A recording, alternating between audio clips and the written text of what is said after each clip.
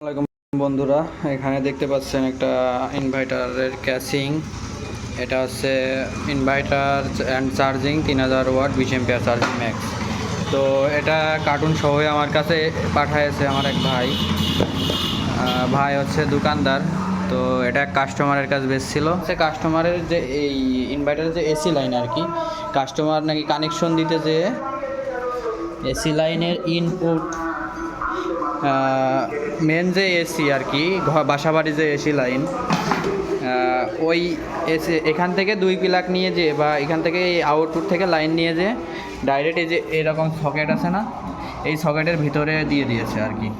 তো এখান থেকে লাইন নিয়ে যে ডাইরেক্ট এই সকেটে দিয়ে দিলি তো এটা 100% পুড়ে যাবে। তো এটা নষ্ট হয়ে গিয়েছে। তো আমার কাছে রিপেয়ারে এসেছে, রিপেয়ারিং করব। তো এটা আমি ক্যাসিং থেকে বের করে নিয়েছি। এটার নাট বোল্ট অনেক, কানেকশনও অনেক। এটা খুলতে এমনি ইনভার্টারের চেয়ে অনেক বেড়া খেতে হয়। তো এটা খুলে নিয়েছি আগে থেকেই ভিডিও শট করার জন্য। এই যে ক্যাসিং এটার উপর তোর, আর মেন সার্কিটই যে এইখানে আছে, এটা হচ্ছে মেন সার্কিট। তো এই সার্কিটটা এখন রিপেয়ার হবে। দেখুন ইনভার্টারের নাটগুলো খুলে নিয়েছি। এখানে প্রচুর নাট রয়েছে, নাট প্লাস যে কিলাম কোয়ালিটির আর কি এটা রয়েছে। তো আর এই যে সার্কিট, তো দেখুন এটা সার্কিট থেকে বের করি এখন, কী অবস্থা বের করে দেখতে হবে। এটা আমরা সাইডে দিয়ে ধুয়ে দেবো, এটার এখনও কোনো কাজ নেই।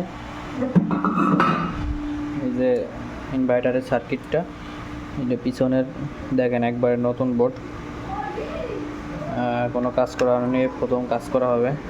তো আমি জিনিসটা যা দেখে বুঝতে পারলাম আর কি, এটা এসি ইনপুট মেন লাইন, এখানে ইনপুট এর আউটপুটই মেন লাইন ঢোকানোর কারণে এই যে এখান থেকে বাস্ট মতন হয়ে কালো হয়ে গিয়েছে। এখান থেকে রেজিস্ট্যান্স পুড়েছে, হয়তো ডায়োড পুড়েছে, আইজিবিটি পুড়তে পারে। এখানে আইজিবিটি মসফেট লাগানো থাকে। তো আমরা এগুলো চেক দেবো এখন, আপনারা সাথে থাকুন। তো বন্ধুরা, আমরা প্রথমত এটার যে আইজিবিটি বা মসফেটের যে এটা আইজিবিটি লাগানো আছে, কোনো মসফেট না। এটা হলো 20N500 লাগানো, এটা হচ্ছে আইজিবিটি। এই যে দেখুন মডেলটা আমি দেখাই, মডেলটা অবশ্য দেখা যাবে কি না,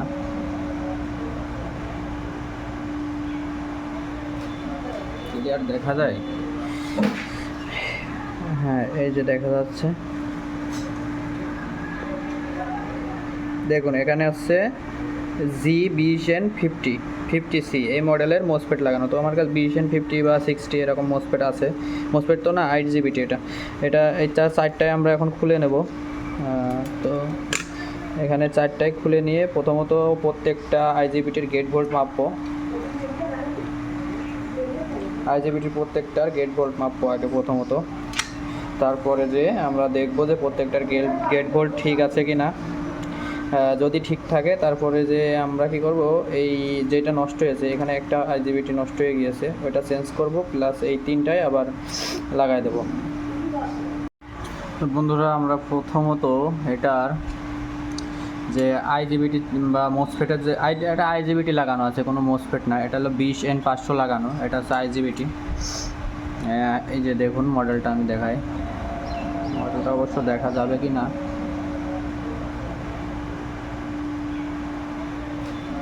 ক্লিয়ার দেখা যায়? হ্যাঁ, এই যে দেখা যাচ্ছে।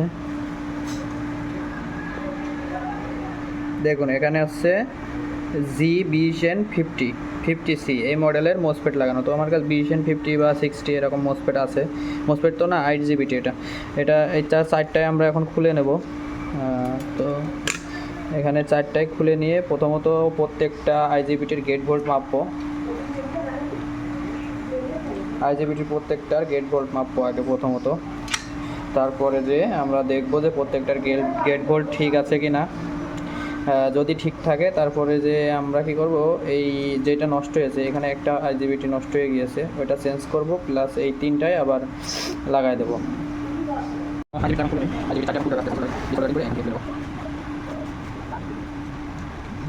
তোমরা ভিডিওটা থেকে কিছু শিখতে পারেন, অবশ্যই চ্যানেল সাবস্ক্রাইব করে ভালো লাগলে লাইক করে কমেন্ট করে যদি কোনো বলতে এটা আমি সংশোধনের চেষ্টা করব।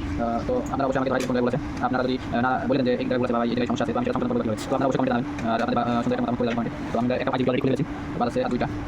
তিনটা তার মধ্যে দুইটা এটা খুলেছি আর বাদ আছে মাত্র দুইটা এটা খুলবো।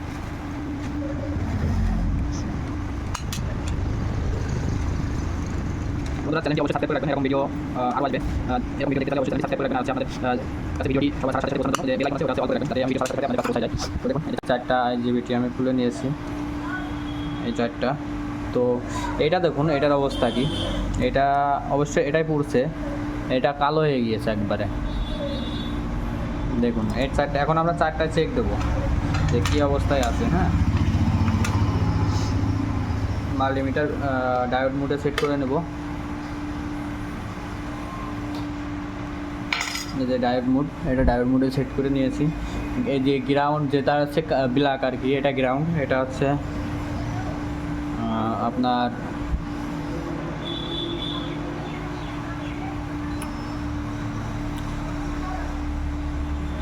এই যে এখান থেকে মাঝের পিন বা বডিতে ধরলেও হবে, এই মাঝের পিন আর এই যে বডিরটা, এই দুইটাই একই কানেকশন। তো আমরা সুবিধার্থে বডিতে ধরলাম। দেখুন মাঝের পিন আর বডি একই, এই যার কারণে যে 0.03 বা এরকম শর্ট দেখাচ্ছে আর কি, এক কথায়।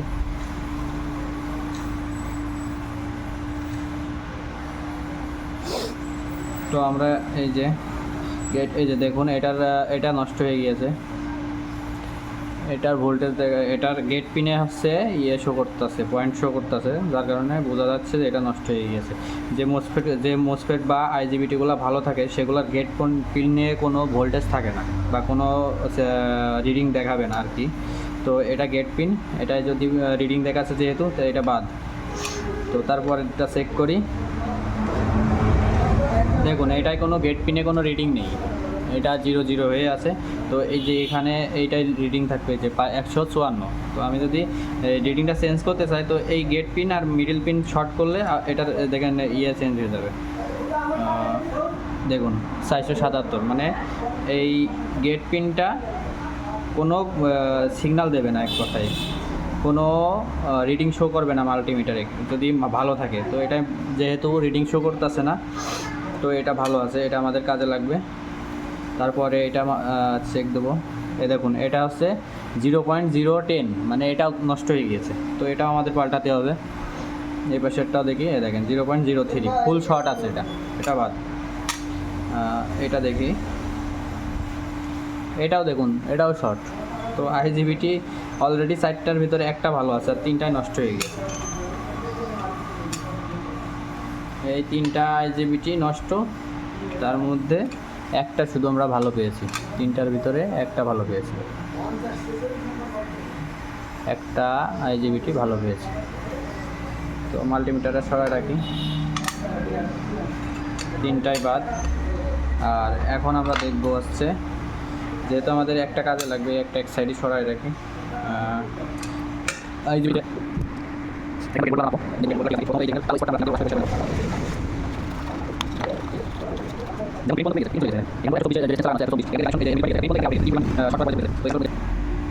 তো এখানে সমস্যা হয়েছিল, এখানকার আইজিবিটি এই পাশের 3টা কেটে গেছিলো, একটা শুধু ভালো আছে, এটা লাগাইছি। প্লাস এখানকার রেজিস্ট্যান্স কার্ড ছিল আছে এই আইজিবিটির গেট ভোল্টের। তারপরে এখানে 120 একটা রেজিস্ট্যান্স থাকে, সেটা কেটেছিল। প্লাস এখানে একটা 4148 যে এসএমডি ডায়োড আছে, এটা কাটছিল একটা। এখানে 1K রেজিস্ট্যান্স একটা কাটছিল, এই যে 1K রেজিস্ট্যান্স আমার কাছে এখানে ওয়াট বেশিটা দেওয়া উচিত, তাই আমি হচ্ছে যেগুলো ডিপ রেজিস্ট্যান্স ওইগুলো লাগাইছি।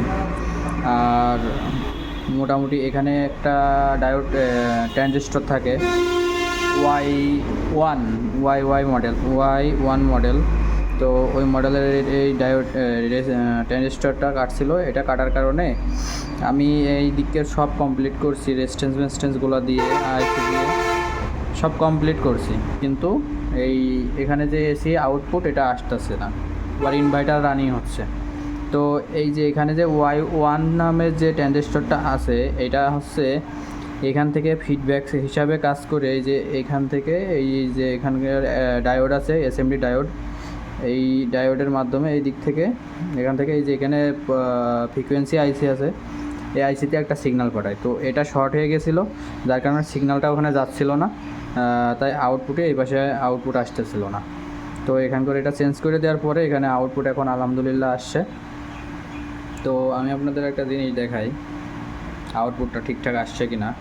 আমি এখন লাইনটা দিচ্ছি, ডিসি লাইন মাইনাস এবং প্লাস।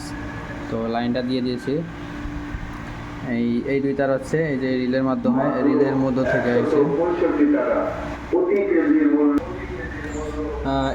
এই দুই তার দিয়ে এসি আউটপুট আসছে। তো স্কোয়ার ওয়েভের সিগন্যালটা টেস্টার দিয়ে বোঝা যায় অবশ্য। দেখুন আমি দেখাচ্ছি, প্লাসটা বন্ধ করে দিই, টেস্টার মুখে একটু খেয়াল করুন, এটা আপ ডাউন করে, দেখুন আপ ডাউন করতেছে, একবার জোরে জ্বলতেছে একবার আস্তে জ্বলতেছে, এই দেখেন দেখা যাচ্ছে। হ্যাঁ, এই একটা তারেরটা চেক দিলাম, তো এরপরে হ্যাঁ ক্লিয়ার আসতেছে না।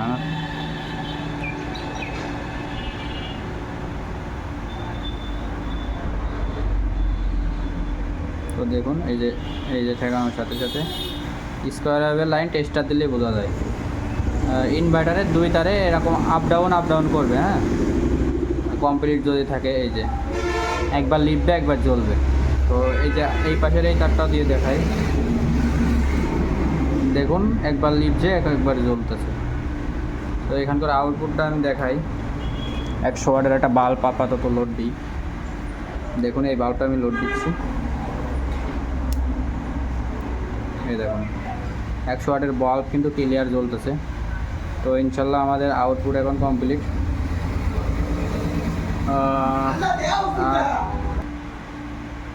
তো আমরা আবারও ভিডিওটা যে ইয়েটা দেখাবো, তো ওটা হচ্ছে কমপ্লিট করে ক্যাসিংয়ে যখন আঁটবো, ক্যাসিংয়ে আঁটার পরে ফুলভাবে লোড টেস্টটা আমি দেখাবো। আর এখন হচ্ছে এইগুলা মসফেটগুলো আবার তুলবো, তুলে সোজা করে লাগাবো, লাগিয়ে লাস্ট ফিনিশিং দিয়ে তারপর আবার ক্যাসিংয়ে এঁটে দিতে হবে। আর এখানে চেঞ্জ করা হয়েছে কি কি আবারও একবার বলে দিই। এখানে যে TL 494 বা 7500 কেবি একটা আইসি দেওয়া থাকে, আইসিটা ড্যামেজ হয়েছিল, আইসিটা দেখায় আপনাদের, এই দেখুন এই আইসিটা, এটা অবশ্য মডেল দেখা যাবে কি না, মডেল দেখা যাচ্ছে না। যাই হোক, এখানে TL 494 একটা আইসি দেওয়া ছিল, আইসিটা চেঞ্জ করা লেগেছে। এখানে Y1 নামে একটা ট্রানজিস্টর ছিল, সেটা চেঞ্জ করা লেগেছে, রেজিস্ট্যান্স 1K, এদিকে 120K প্লাস 3.3K। আর SMD জেনার ডায়োড একটা চেঞ্জ করা লেগেছে, জেনার তো না, এটা SMD ডায়োড আর কি, 148 দেওয়া। এই ছিল এখানকার নষ্ট যেগুলো, মোট 5টা থেকে 6টা, আর এদিক করে 3টা IGBT কার্ড ছিল। তো এখানে SMDর ভিতরে রেজিস্ট্যান্স কার্ড ছিল কিছু, একটা SMD ট্রানজিস্টর কার্ড ছিল আর আইসিটা, আর এখানে এই 3টা IGBT কার্ড ছিল আর একটা ভালো ছিল। তো এখন ফুল কমপ্লিট আছে ইনভার্টারটা। তো আপনাদের আবারও দেখাচ্ছি, আমি এটা ফিটিং করে নিই।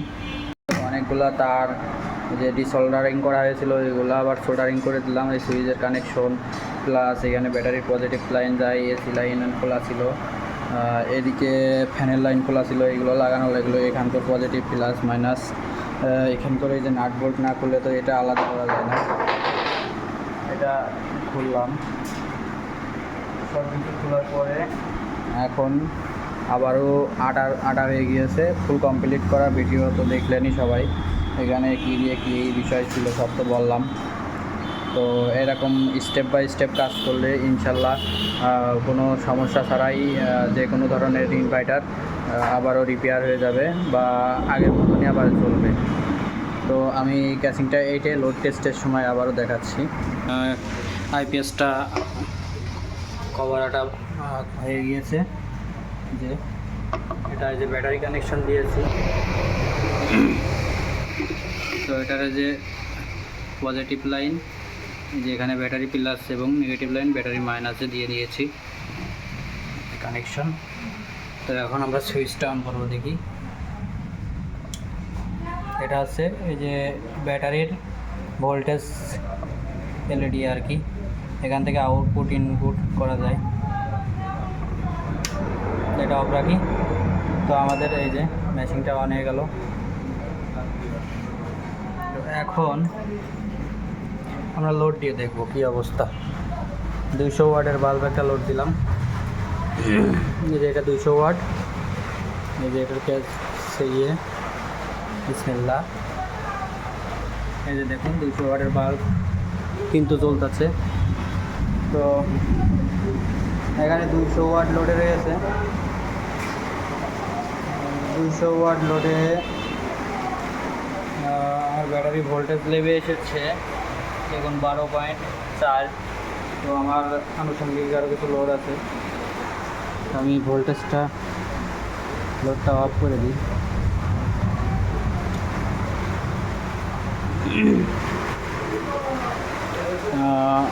এই ছিল ইনভার্টারটা কমপ্লিট।